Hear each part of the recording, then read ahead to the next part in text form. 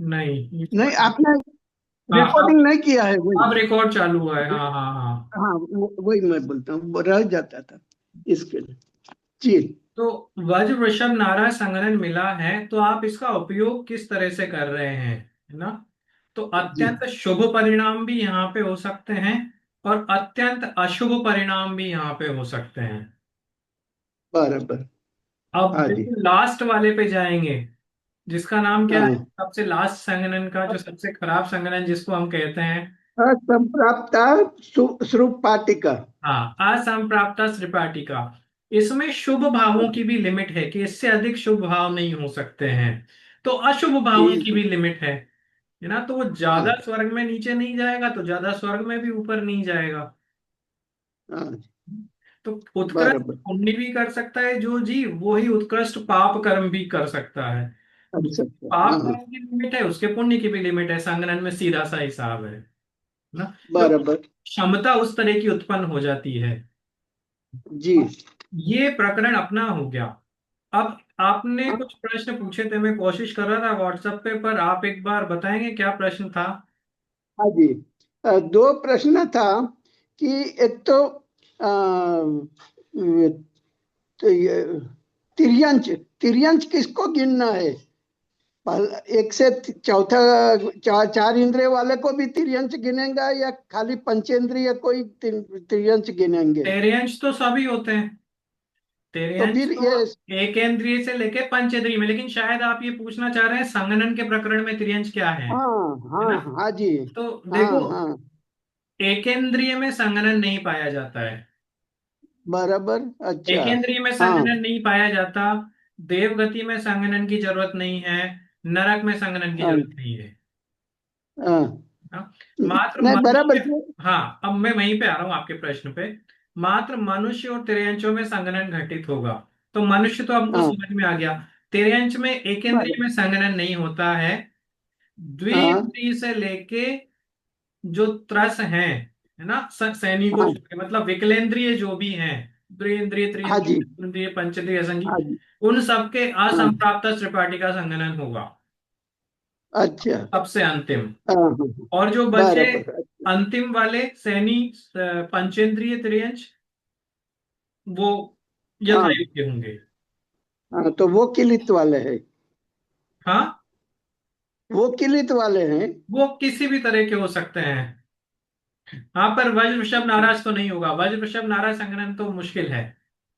बराबर। तो अभी हमारा क्या, आप कौन सा संगठन है? हाँ, हमारा कौन सा संगठन है? हमारा कौन सा संगठन है, वो इस वाली गाथा में आएगा। आज आपका वो अच्छा। हाँ प्रश्न का समाधान मैं जानबूझ के अभी नहीं बता रहा, हाँ। क्योंकि 5 मिनट में हम वहीं पे जंप बराबर। करने वाले हैं। और ओके। भी प्रश्न है ओके उसमें सर। कोई? नहीं नहीं, बराबर समझ नहीं? गए। हाँ। तो जो आपका पहला प्रश्न था, यहाँ संगणन किन किन को होगा, एक्चुअली आप ये पूछना चाह रहे थे कि तिर्यंच जी किसको जी। लेना है, इसकी जगह किस तरह के तिर्यंचों को कौन सा होगा। तो एकेंद्रिय में हाँ संगणन होता ही नहीं है, क्योंकि एकेंद्रियों में हड्डियां नहीं पाई जाती हैं, हाँ। है ना? संगणन संबंध रखता है आपके हाड़ से, मजबूती से, है ना? इसीलिए आवाज कट जाती, हाँ जी। अभी भी कट रही है। आ- आवाज कट जाता है बीच में बीच में। हाँ, एकेंद्रिय में संगणन नहीं पाया जाएगा, विकलेंद्रिय में असंप्राप्त त्रिपाठी का, और फिर बाकी के संगणन होंगे। हाँ। अच्छा। अब आपने पूछा कि हमारा कौन सा संगणन है, तो उसके लिए अपन गाथा नंबर 32 जो आपकी स्क्रीन पे है वो पढ़ेंगे ना। बराबर। हाँ जी। गाथा पाठ करते हैं, फिर अर्थ निकालेंगे।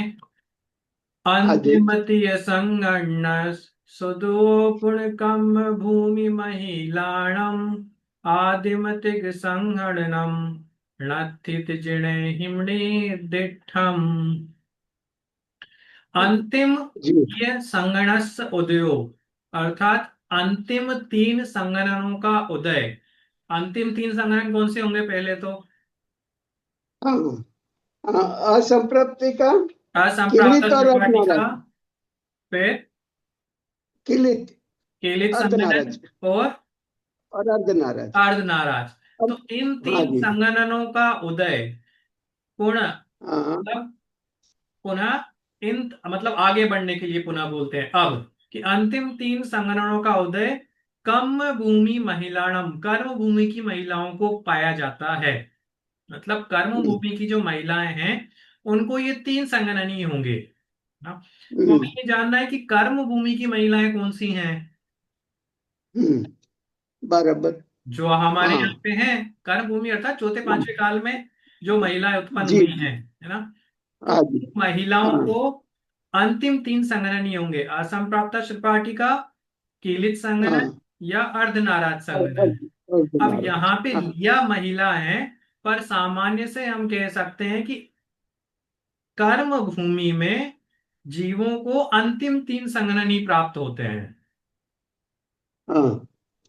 आदिम तिग संगणन, प्रथम के जो तीन संगणन हैं अर्थात वज्र वृषभ नाराज संगणन, वज्र नाराज संगणन और नाराज संगणन, नत्थिति वो नहीं होते हैं। अच्छा। गाथाकार सम ऐसा जिणेहिम निर्दिष्टम, ऐसा जिनेन्द्र भगवान ने कहा है। तो मतलब हाँ। जिनेन्द्र भगवान ने हाँ। ऐसा कहा है कि अभी जो टाइम चल रहा है ना, वर्तमान का टाइम, हाँ जी। यहाँ पर जीवों को लास्ट के तीन संगनन ही होंगे, हाँ। है ना, मात्र महिलाओं को नहीं।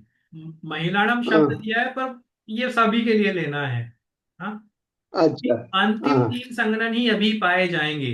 अब आप कहोगे कि हमारे कौन सा है, तो हमें ये देखना है कि हम कर्म भूमि में हैं या भोग भूमि में हैं, कौन कर्म से भूमि काल में। में है। तो ये जो बिल्कुल हाँ। सटीक बैठता है कि कर्म भूमि का लिया है तो अभी अपन कर्म भूमि में है ना। हाँ जी। तो हाँ। यहाँ पे अंतिम तीन ही हो सकते हैं, असम प्राप्त त्रिपाठी का, केलित संगणन और अर्धनाराज संगणन। इन तीनों संगणनों में जी। से अपना कोई एक है। हाँ। ये शंका को अच्छा। हमें निकाल ही देनी है कि वज्र वृषभ नाराज संगणन, वज्र नाराज और हम्म, नाराज तो है ही नहीं, नाराज। है ना। हाँ। ये तीन नहीं है। बराबर। अब तीन, इन हाँ। तीनों में से जो अपने हैं उनमें से मेरा कौन सा है, तो वो तो जब हड्डी हाँ। खोल के देखेंगे तो पता चलेगा, हाँ। है ना। उसका एक ही बराबर। इलाज है कि जब आप शरीर फाड़ के देखोगे तो हड्डियों का जुड़ाव हाँ। कैसा है तभी आप डिसाइड कर सकते हैं। पर नियम से बराबर। हमारे ये तीन अभी नहीं है अच्छा। और अंतिम पहले तीन तीन है। नहीं है। जी। बहुत मोटा मोटा हिसाब अगर लगाना हो, देखो कर्णानुयोग जो कहते हैं ना कि अ, केवल ज्ञान गम्य ही है, शास्त्रों के आधार से ही चलता है, वो इसी आधार पे कहा जाता है कि शास्त्र में लिखा है कि अंतिम तीन है, तो हमारे अंतिम तीन ही होंगे। पर कहीं भी ये नहीं हाँ। कहा जाता है कि आप परीक्षा नहीं कर सकते हो या चेक नहीं कर सकते हो, है ना। अपने ज्ञान हाँ। के यथायोग जितना लॉजिक हम लगा सकते हैं उतना लगाने का कहीं भी विरोध नहीं है। आप गलत हो सही हो, शंका तो हो सकती है, प्रश्न हो सकते हैं, तो वो कोई बड़ी बात नहीं है। पर संगणन हड्डियों से संबंध रखते हैं। अब अंतिम तीन हमारे हो सकते हैं, अंतिम तीन में से आपकी हड्डियां और हड्डियों का जुड़ाव कितना मजबूत है उसके बेस पे अपन अपन तीन का डिसाइड कर लेंगे। अब हाँ। जैसे आप और मैं अलग अलग जगह पे बैठे हैं ना, अब मैं हाँ अगर जी। ऐसे 2 घंटे कंटिन्यू बैठा रहूंगा चेयर पे हम्म। तो मेरे पीठ की हड्डी टूट जाएगी। अच्छा। तो मेरा संगठन जी। अलग हो सकता है ना। हाँ। कुछ जीव ऐसे हाँ। होते हैं, मनुष्य ऐसे होते हैं जो, मैं कह रहा हूँ 2 घंटे की बात, वो 2-2 साल 3-3 साल तक तपस्या करते रहे, मुनिराज होते हैं। वो एक हाँ ही जी। अवस्था में बहते रहते हैं, उनके उनको दर्द भी उत्पन्न नहीं होता। तो वो एक बराबर। दूसरा अच्छा। संगठन हो सकता है, बट होगा इन तीन में से ही कोई। अच्छा। अभी यानी मैं, ऐसा नहीं है कि फिक्स नहीं होता है कोई का, कि भाई नहीं, इन सबको तीनों में से यही कोई भी हो संगल सकती है, होता तो हड्डियों का है। जुड़ाव अच्छा। है ना, ये बराबर। कैसे फिक्स हो सकता है। आपकी जरूर जरूर। हड्डियां बराबर। ऐसी होंगी, इतनी मजबूत नहीं होंगी अच्छा। जितनी पहले तीन में होती हैं। बराबर। हड्डियों का ओके। जुड़ाव उतना मजबूत नहीं होगा इस काल में, वैसी हड्डियां पाई ही नहीं जाती हैं जी। अभी। बराबर। शायद कल की ही क्लास में ऑफलाइन वाली में या पहले कहीं हम चर्चा कर रहे थे, नाम भूल गया कौन है, बट किसी ने बताया कि इसे बैठे बैठे ही उनकी पाँव की हड्डी में फ्रैक्चर हो गया। हाँ हाँ क्या नहीं, हाँ। उन्होंने बैठे बराबर। थे चेयर पे और पैर हाँ। की हड्डी में फ्रैक्चर हो गया, तो वहां हमें समझ में आता है क्यों हो गया, हाँ जी। ना। बराबर। अब एक्सीडेंट अपने आप बहुत नॉर्मल हो गए हैं। कई लोगों का एक्सीडेंट हो बराबर। जाता है और खरोंच तक नहीं आती, उठ के चलने लग जाते हैं, ना। हाँ हाँ हाँ, कोई बस। बाइक पे से बराबर गिरते है। ही पैर फ्रैक्चर हो गया साहब। क्यों? जी। क्योंकि हड्डियां कमजोर थी, हड्डियों का कई बार फ्रैक्चर नहीं होता तो एक जगह से हड्डी दूसरी जगह खिसक जाती है। साइटिका में क्या होता है, ये हड्डियां हाँ सलामत हैं, लेकिन ये रीढ़ की हाँ। हड्डी एक जगह से खिसक के थोड़ा सा खिसक गई, जगह से हिल गई, मतलब जोड़ कमजोर है। बराबर। हड्डी मजबूत है पर हाँ जोड़ जी। कमजोर है। तो वो जोड़ आपके हो रहा कमजोर। है, मेरे को नहीं हो रहा है हाँ ना। कई बराबर। लोगों को ये हाँ, बहुत कम उम्र में हो जाता है, कई लोग पूरा जीवन निकाल लेते हैं, उनकी हड्डियां बिल्कुल मजबूत रहती हैं, आपने सुना होगा पूरी जिंदगी स्वस्थ निकाल ली उन्होंने, कभी दर्द जी उत्पन्न जी। नहीं। संगठन मजबूत। हाँ बराबर। वज्र अच्छा। वृषभ नारायण संगठन किनको होता है कि 63 शाखा हाँ। पुरुषों में शायद हो सकता है सभी को, पर जो उसी भाव से मोक्षगामी होते हैं, तदभाव मोक्षगामी जो जीव हैं, उनके वज्र वृषभ नारायण संगठन ही होता है। अच्छा। जो जीव उसी भाव से मोक्ष जाने वाले हैं, उन जीवों को हाँ। वज्र वृषभ नारायण, जीवों को क्या मतलब, मनुष्य गति के ही जीव होंगे, मनुष्य ही होंगे, उनको वज्र वृषभ नारायण संगठन होता है। ये तो नियम तो है। सबको वज्र ऋषभ होगा ऐसा नहीं है? क्या सबको, अभी महाविद्या क्षेत्र में सबको वज्र ऋषभ होगा ऐसा जरूरी नहीं है क्या? जरूरी है ना। वो सब जो मैं क्या बोलता हूँ, कंपलसरी सबको ये वज्र ऋषभ ही होगा ऐसा बोलता हूँ। 500 धनुष का देड़ी है तो सबको वज्र ऋषभ ही होगा। नहीं, जो शास्त्र में ऐसा है, जो उस भाव से मोक्ष जाने वाले हैं उनके वज्र वृषभ नाराज संगनन होता है। उन पे तो उपसर्ग भी नहीं वहां। होते हैं, वो तो एक अलग ही चीज है तीर्थंकरों वाली। पर उस भाव से आप विदेश हाँ क्षेत्र की आप बात करें तो विदेश क्षेत्र में हो सकता है, कोई बड़ी बात नहीं है। मैं विदेश वही क्षेत्र में बोलता भी हूँ वो कि जीव तो सबको मनुष्य गति के ही होंगे। वो सबको वज्र ऋषभ ही होगा ना, ऐसा है ना? हाँ नहीं, ऐसा जरूरी नहीं है सबको वज्र वृषभ ही हो। कौन ऐसा से आर्य में है? कौन ऐसा से अभी हम लोग 5वें आर्य में है तो बराबर है, लेकिन चौथे में होते थे तो आगे का संग्रहण भी हो सकता था ना। हाँ, मैं वही कह रहा हूँ कि पहले हाँ दूसरे जी। तीसरे में तो पहले तीन भी हो सकते हैं। हाँ वही वही तो मैं मैंने बोलता कहा हूँ। आपको, जो कर्म भूमि वाली जो मैंने आपको बात की, कि कर्म हाँ भूमि जी। के अंतिम तीन होते हैं। हाँ पर जो बराबर। पहले के तीन है वो भूमि में आप गिन सकते हैं, बट सबको वज्र वृषभ ही होगा ऐसा नियम नहीं है। हाँ, वो वहां मैं भी कमजोर जान। लोग होते हैं, पर इतने कमजोर भी नहीं अच्छा। होते होंगे ना। अच्छा, तिर्यंश हाँ तो होते ही होंगे, क्योंकि तिर्यंश तो सब तरह के ही रहेंगे, बराबर। अच्छा। है ना। हाँ तो वो आपके बराबर। दोनों प्रश्न आ गए इसमें। एक तो हमारा कौन सा हाँ है, जी। कि कौन सा है, वो तो फिर जी जी। आपकी आपकी हड्डियां देखो खोल के ना।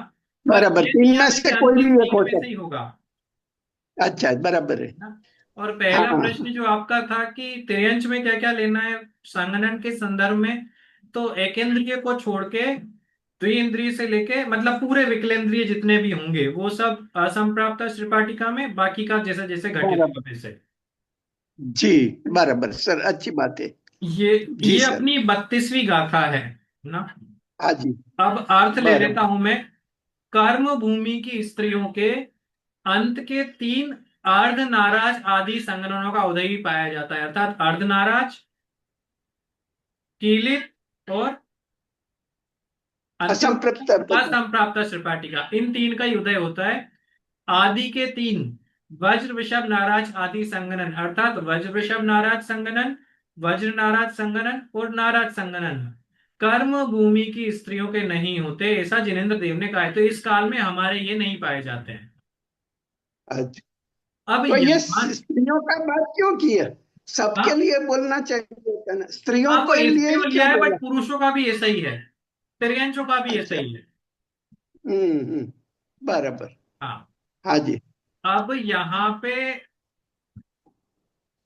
देखो, ये जो पेज नंबर 15 आपके पास ये ग्रंथ है, हाँ जी। हाँ जी। ग्रंथ है ना, तो अपने पास हाँ 7 जी। दिन है आपके पास। ये पेज हाँ नंबर 15 से लेके आगे जहां तक मैं निकालता हूं ना, नहीं, हाँ। इसमें एक गाथा और है, ये गाथा अपन पढ़ेंगे।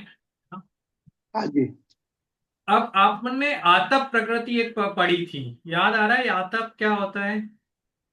हाँ। कौन से हाँ कर्म के तब अंतर्गत आता है ये आतप? नाम कर्म में ही। नाम कर्म में। तो आतप प्रकृति के हाँ कारण क्या होता है हाँ। कि जिससे हीट महसूस हो, है ना, गर्माहट हो। उष्णता बराबर। भावित होती हो, वो आतप प्रकृति है। मतलब हाँ, अगर प्रत्येक। मेरे जब आतप प्रकृति का उदय होगा तो आपको मुझसे गर्मी लगेगी, बराबर। है ना, मेरे शरीर से आपको हाँ। गर्मी लगेगी। तो कोई यहाँ पे कह सकता है, किसी ने प्रश्न किया कि आतप प्रकृति का उदय, आपने पहले बोला था कि सूर्य में स्थित जो तिर्यंच हैं ना, हाँ जी। उनके हाँ। पाया जाता है। तो हाँ। कहते हैं कि सिर्फ सूर्य में ही क्यों, अग्नि में भी तो जीव होते हैं, अग्नि वाले जीवों के भी आतप प्रकृति का उदय कह देना चाहिए, क्योंकि वो भी तो जलाते ही हैं। बराबर। जब आप अग्नि के पास जाते हो तो आपको भी हीट महसूस होती है ना, आपको भी अग्नि जी। महसूस होती है।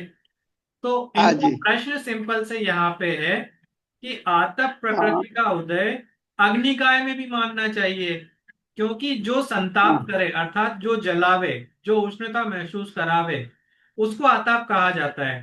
तो अग्नि में भी कहो, सूर्य में भी कहो, आपने सिर्फ सूर्य में ही कहा, अग्नि में क्यों नहीं कहा ना। हम्म। तो उसके भ्रम को दूर करने के लिए बताते हैं कि नहीं, सूर्य में स्थित जो बादर जीव हैं, पृथ्वी का एक जीव हैं, उनको हम्म। ही आतप का उदय है, अग्नि वालों को नहीं है। उसका क्या कारण है, उसके लिए अपन गाथा 33 देखते हैं, हाँ? बराबर। हाँ मुಳ್ಳोन जी। पहा अग्गी आदावोदि उन्न सय्यपः आइच्छे तेरिच्छे उन्नून बहाहु जो। कि यहाँ पे पहले अपन कंसेप्ट समझते हैं, आतप क्या होता है ना। आतप का हम्म। अर्थ है कि जिस जीव के आतप कर्म का उदय हो, उस कर्म के उदय से दूसरे जीव को, उस जीव में गर्माहट महसूस होनी चाहिए। एग्जाम्पल लेते हैं कि अगर मेरे आतप प्रकृति का उदय चल रहा है और आप मेरे हम्म। पास आओगे तो आपको गर्मी लगेगी मेरे कारण ना, क्योंकि मेरा शरीर आपको गर्म महसूस होगा ना। जहां जहां तक हाँ। मैं हूं, मैं दूसरों को हाँ। जलाऊंगा, मैं दूसरों को हीट महसूस कराऊंगा, उष्णता महसूस कराऊंगा, गर्मी दिखाऊंगा। अगर ऐसा हो रहा है तो उस जीव को आतप कहा जाता है ना। हाँ। लेकिन आतप में इसको तभी कहूंगा जब मैं दूसरों को तो गर्मी महसूस करा रहा हूं लेकिन खुद को गर्मी महसूस नहीं होती हो। बराबर। समझ में आया। तो सूर्य में हाँ। हाँ। स्थित हाँ। जो बादर का जीव हैं, है ना, पृथ्वी का जीव जो हैं, तिर्यंच गति के अंतर्हित ही आते हैं। उन जीवों की ये विशेषता है कि उनकी, उनके पास वाले लोगों को तो गर्मी लगती है लेकिन वो हम्म। अंदर से गर्म नहीं होते हैं। तो यहाँ पे दो चीजें होती हैं, जो स्वयं होता है उसको कहा जाता है मूल, ठीक है, हाँ। और स्वयं से बाहर जो आभा जाती है, बाहर जो किरणें निकलती हैं, बाहर जो अपना प्रभाव दिखाई देता है, उसको कहा जाता है प्रभाव, प्रभाव, है ना, किरण, ठीक है। तो हाँ। सूर्य में क्या होता है कि सूर्य से जो किरणें निकलती हैं, उन किरणों से हमें गर्माहट महसूस होती है। होता है नहीं होता, सूर्य निकलता है तो हमें गर्मी हाँ। लगती है नहीं लगती है, लगती है। लगता। लेकिन सूर्य में स्थित जो जीव है, जिस जीव को ये आतप कर्म का उदय है, बादर का एक पर्याप्त जीव, वो जीव स्वयं हाँ। में गर्म नहीं है। थोड़ा सा समझ में आया कि उस जीव के, हाँ। सूर्य में स्थित बादर का एक जीव है, पृथ्वी का एक जीव है, बादर पर्याप्त हाँ। जीव है ना, उन जीव, वो जीव स्वयं में तो ठंडे हैं, वो स्वयं गर्म नहीं हो रहे हैं, लेकिन उनकी जो प्रभा निकल रही है, उनसे जो किरणें निकल रही हैं, उनका जो प्रभाव है, उस प्रभाव से अन्य जीवों को गर्माहट महसूस हो रही है। अब आया थोड़ा बराबर। समझ में। आप इसको हाँ। ऐसे लें कि अगर आप सूर्य के अंदर चले जाएंगे हाँ जी। ना, बहुत हम्म। एक कल्पना ही कर सकते हैं हम कि सूर्य के अंदर गए हम्म। तो आप अगर उस जीव को टच करोगे ना, तो वो जीव हाँ। ठंडा है, लेकिन उससे जो किरणें निकल रही है ना, उसका जो प्रभा निकल रही है, उसकी जो आभा निकल रही है, हाँ। वो गर्म है। हाँ। हाँ। वो सूर्य का, जीव, जीव को टच करेंगे तो ठंडा लगेगा। वो जीव स्वयं में, मूल मूल जो है ना, स्वयं का जीव, वो तो ठंडा है हाँ। ना, हाँ। और उसकी आभा, उसकी प्रभा, उसकी किरणें, उसका प्रभाव वो हाँ। गर्म है। अच्छा। हाँ। लेकिन अग्नि का एक जीवों में क्या हो रहा है कि अग्नि के पास हाँ। जा रहे हैं तो वो गर्म लग रहा है, लेकिन हाँ। अग्नि का एक जीव को भी अगर आप कल्पना करो, अगर हम देखेंगे तो वो स्वयं में भी गर्म होंगे, क्योंकि अग्नि ही उनका स्वरूप हाँ है ना। तो ऐसे जीव जो मूल में भी गर्म हैं और बाहर भी गर्म है, अंदर भी गर्म मतलब स्वयं भी गर्म और दूसरों को भी गर्मी दे रहे हैं, उनको आतप कर्म का हाँ उदय नहीं कहा जाएगा ना। लेकिन जो हाँ मूल में तो ठंडे हैं, लेकिन जिनकी प्रभा गर्म है, जिनके कारण दूसरों को गर्माहट महसूस होती हो ना, हाँ, ऐसे अगर जीव हैं तो उनको हम आतप कर्म का उदय कहेंगे। तो सूर्य बराबर, की ये अच्छा। दूसरी वाली कंडीशन बन रही है ना। जी, तो फिर बराबर। अग्नि का एक जीवों को, अग्नि का एक जीवों के पास भी हम जाते हैं तो गर्माहट तो महसूस होती है। तो वहां पे किस कर्म का हम्म। उदय है? तो वहां पे हमने स्पर्श रस गंध वर्ण के 20 भेद पढ़े थे, है ना। जी। तो स्पर्श के हाँ 8 भेद पढ़े थे ना हमने, हल्का भारी हाँ मीठा चिकना ठंडा गरम कड़ा नरम। तो यहाँ पे जो गरम हाँ। है ना, वो गरम रूप हम्म, स्पर्श नाम कर्म का उदय अग्नि का एक जीवों को है, जिसके कारण वो अच्छा। स्वयं में भी गर्म है और दूसरों को भी गर्मी दे रहे हैं। हाँ ठीक है? और सूर्य में स्थित जीवों के आतप कर्म का उदय है, जिसके कारण वो स्वयं तो ठंडे हैं लेकिन दूसरों को गर्मी दे रहे हैं। ठीक है, इसका अर्थ पढ़ते हाँ। हैं, अगर फिर भी इसमें कंफ्यूजन हो तो वापिस अपन इसको देखेंगे ना। ना, देखो, यानी फिर इनको एक को आतप है और एक को स्पर्श का गरम ठंडा है। हाँ, बराबर है ना? आतप हम तभी मानेंगे जब हाँ, दूसरे जीवों को ताप महसूस होता हो लेकिन स्वयं को नहीं। बराबर, अच्छा। उष्ण स्पर्श नाम कर्म में वो स्वयं भी गर्म रहेगा, चाहे फिर वो दूसरों को कैसा भी लगे, हाँ, बट स्वयं गर्म रहेगा, उष्ण, हाँ, है ना। बराबर। देखो, हाँ जी। आग के, देखो अर्थ पहले उससे देखते हैं गाथा से, कि मूल उर्ण बहा, मूल उष्ण प्रभा ना, अग्नि अर्थात अग्नि, आदावो अर्थात आताप, होती मतलब होता है, भवती, है ना। कि अग्नि में मूल और प्रभा अर्थात प्रभा, मूल मतलब आंतरिक भाग स्वयं जीव का भाग, और पहा अर्थात जीव हाँ का जो बाह्य भाग है वह हाँ उष्ण हाँ होता है। हाँ हाँ, अच्छा, अग्नि हाँ में मूल भी उष्ण है, प्रभा भी उष्ण है ना। हाँ इसलिए उसमें नहीं मानना, हाँ। है ना। उष्ण अर्थात, स्वरूप। हाँ, उष्ण सहित प्रभा, है ना। इसलिए हाँ जब मूल भी गर्म है, प्रभा भी गर्म है अग्नि में, तो उनके आतप कर्म का उदय नहीं है, तो उनके कौन सा उदय माना जाएगा? हाँ, उष्ण का। स्पर्श नाम कर्म के अंतर्गत जो उष्ण आता है ना, गरम, ठंडा हाँ। गरम कड़ा नरम गरम, तो वो गरम हाँ, स्पर्श ठंडा। नाम कर्म का उदय। और जी। आइच्य, आइच्य अर्थात आदित्य, आदित्य नाम है सूर्य का ना, सूर्य का दूसरा नाम पर्यायवाची आदित्य भी है। आइच्य तेरिच्छे, ये तेरिच्छे याद रखना, तेरिच्छे अपने को बहुत बार आएगा आगे। तेरिच्छे मतलब होता है तिर्यंश ना? अच्छा। सूर्य में स्थित जो तिर्यंश जीव हैं, कौन से तिर्यंश है वहां पे? कि बादर कायिक, बादर, पर्याप्त, पृथ्वी का एक जो जीव है, उन्नून प्रभा ही उद्योत उन्न सह्य पहा, इसमें तीन चीजें बताई हैं। देखो, तीन चीजें लिए हैं यहाँ पे, कि अग्नि में तो मूल और प्रभा दोनों गर्म है, हाँ ठीक है। हाँ हाँ सूर्य में स्थित जो जीव हैं उनके पहा, आइचे तेइचे उन्न ऊन पहा, अर्थात जो प्रभा है वो गर्म है, बाकी नहीं है।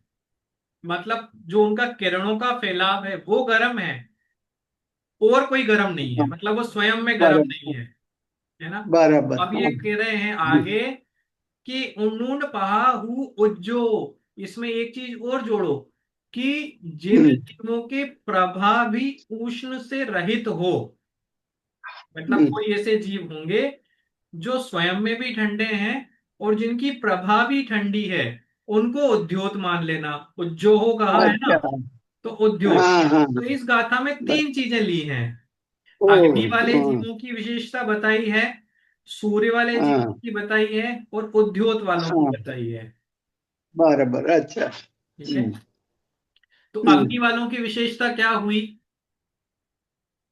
खुद भी गर्म है और प्रभा भी गर्म है। प्रभा भी गर्म है। सूर्य में स्थित अ, बादल का एक जीव की क्या विशेषता हुई? खुद ठंडा है लेकिन प्रभा गर्म है। प्रभा गर्म है। और उद्योत किसको जी। कहेंगे? उद्योत नामकरण के में क्या होगा? खुद भी ठंडा और प्रभा भी ठंडी। प्रभा भी ठंडी। जैसे चंद्रमा में है ना? हाँ।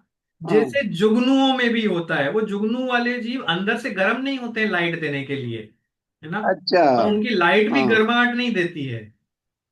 तो ये जीव उद्योत नामकरण के उदय में जाने जाते हैं, है ना? अब देखो अर्थ पढ़ता हूं। आग के मूल और प्रभा दोनों ही उष्ण रहते हैं ना। मतलब वो जीव भी गर्म हैं, और उनसे निकलने वाला जो जो आग अग्नि देखने में आती है ना, अग्नि का प्रभाव, अग्नि की प्रभा, अग्नि का फैलाव, वो भी गर्म है। इस कारण उसके स्पर्श नामकरण के भेद, उष्ण स्पर्श नामकरण का उदय जानना। किसके? कि अग्नि में स्थित जीव के। अग्नि में स्थित जीव के स्पर्श नाम कर्म का जो एक भेद है उष्ण, जिसको हम गर्म भी कहते हैं, उस गर्म हाँ नाम जी। कर्म का उदय है, जिसके कारण वह स्वयं भी गर्म है और दूसरों को भी गर्माहट देता है। बराबर। हाँ। और जिसकी केवल प्रभा ही उष्ण हो, हम्म। है ना, उण्ण सही पहा, कि जिसकी प्रभा उष्णता सहित हो, मात्र प्रभा ही उष्णता सहित हो। प्रभा अर्थात उसका प्रकाश, उसका फैलाव, हाँ। उसका प्रभाव, उसकी किरणें, जैसे सूर्य की किरणें निकलती हैं, मात्र किरणें ही उण्ण सही है, उष्णता सहित हो, तो उसको आतप कहते हैं। मतलब वो स्वयं में तो बराबर। ठंडा है, लेकिन उसका फैलाव, उसके कारण दूसरे जीवों को गर्माहट महसूस हो रही है, तो वो आतप हो गया। ठीक है। जी। अब फिर उन्होंने कहा कि बराबर। आपको कहाँ होगा? कि इस आतप नाम कर्म का उदय आइच्चे तेरिच्छे, कि आदित्य में स्थित तिर्यंच जीवों के होता है। आदित्य में स्थित मतलब सूर्य में स्थित बादर पर्याप्त पृथ्वी का एक जीवों के होगा, तिर्यंचों के। हाँ? हम्म। पृथ्वी, जल, अग्नि, वायु, वनस्पति, ये सब तिर्यंचों के अंतर्गत हाँ। आते हैं, है ना, एकेंद्रिय जीवों में। तो उन जीवों के उन जीवों में आतप नाम कर्म का उदय पाया जाएगा। फिर कह रहे हैं उन्नून पहा, जिनकी प्रभा उन्न हून अर्थात उष्णता से रहित हो, मतलब जिनकी प्रभा भी गर्म नहीं हो, हाँ। उनको उज्जो नियम से आप उद्योत नाम कर्म का उदय जानना। तो हाँ, एक में बराबर। हाँ। मूल और प्रभा दोनों गर्म, तो अग्नि। दूसरे में मूल ठंडा, सिर्फ प्रभा गर्म, तो सूर्य में हाँ, स्थित बादर का एक सूर्य। जीव, है ना, पृथ्वी का एक, बराबर। बादर पर्याप्त पृथ्वी का एक जीव। तीसरे हाँ। में स्वयं भी ठंडा और प्रभा भी ठंडी, उष्णता से रहित, बराबर। ठंडा मतलब गर्म नहीं हो रहा है, उसको कह देंगे हम ठीक। उद्योत। हाँ। तो चंद्रमा में स्थित जो बादर जीव हैं, बादर का एक जीव है, बादर पर्याप्त पृथ्वी का एक जीव है, जैसे चंद्रमा में होते, सूर्य में होते हैं, वैसे ही चंद्रमा में भी है ना, पृथ्वी का ही जीव। उनकी प्रभा, क्योंकि हम्म। जैसा सूर्य निकलता है तो प्रकाश होता है, वैसा ही चंद्रमा निकलता है तो भी प्रकाश होता है, नहीं होता? उतना नहीं होता पर होता है ना। पर उसकी जो हाँ जी। प्रभाव होती है, उसका जो प्रभाव होता है, उसकी जो किरणें होती है, वो गर्माहट नहीं देती है। बराबर। स्वयं भी ठंडा और उसकी किरणें गर्माहट नहीं दे रही, तो हम उसको उद्योत नाम कर्म इसमें लेंगे, हाँ, उद्योत में ना। जुगनू आदि अच्छा। जो जीवों में हमें लाइट दिखाई देती है, प्रकाश दिखाई देता है, उसकी प्रभावी उष्ण नहीं होती है, तो उसको उद्योत नाम कर्म का उदय कहा जाएगा। हाँ। ठीक है। ये लेकिन हो गया। ये हाँ जी। पृथ्वी का पृथ्वी काय का समझ में नहीं आया सर। पृथ्वी काय ज्ञान है, हम तो ये मिट्टी को ही पृथ्वी काय समझते हैं। तो हाँ, तो ये पृथ्वी का सूर्य में पृथ्वी काय कहाँ से हो जाती है? क्यों नहीं होंगे? पृथ्वी का एक जीव, पृथ्वी, जल, अग्नि, वायु, वनस्पति, एकेंद्रिय जीव है ना। हाँ जी।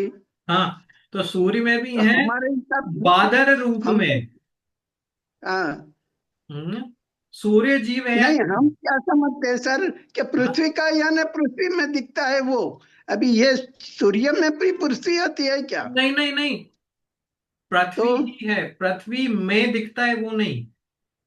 हाँ। पृथ्वी में दिखने वाले तो त्रस जीव हो सकते हैं अच्छा। हाँ। ना। हाँ। हम कहते हैं कि हाँ। ये बात अभी कुछ क्लास पहले भी अपनी हुई थी, कि पृथ्वी, हाँ, जल, अग्नि, वायु, वनस्पति में त्रस जीव पाए जा सकते हैं। बराबर, अच्छा, हाँ। लेकिन पृथ्वी अपने आप हाँ, में एक जीव है, जल अपने अच्छा, आप में एक जीव है, अग्नि अपने आप में एक जीव है, वायु अपने आप में एक अच्छा, जीव है, और वनस्पति अपने आप में एक जीव अच्छा है। जी, कैसे? कि वो ऐसे बराबर, जीव हाँ, हैं जिनका शरीर ही पृथ्वी है। बराबर, हाँ। ऐसे जीव हैं जिन जल ही जिनका शरीर, अग्नि ही जिनका शरीर है। जी, जी, जी, तो बराबर। ऐसे जीव पृथ्वी का अच्छा, ही पूछ सकते हैं, कहीं भी पाए जा सकते हैं, उसमें कोई अच्छा, कोई बाधा नहीं है। यानी उधर चंद्र और सूर्य में भी पृथ्वी होती है? हाँ हाँ, वही पूछ पृथ्वी रहे। मतलब सिर्फ पत्थर नहीं लेना है जो आप सोचते हैं कि मैं हाँ, टाइटन हम वाली वो पृथ्वी, ऐसा नहीं। हम वही। हाँ, इनके आधार से, कंफ्यूजन। आप, मैं समझ गया आपका प्रश्न, आप इनके हम्म, आधार से रहने वाले जीवों को काउंट कर रहे हैं।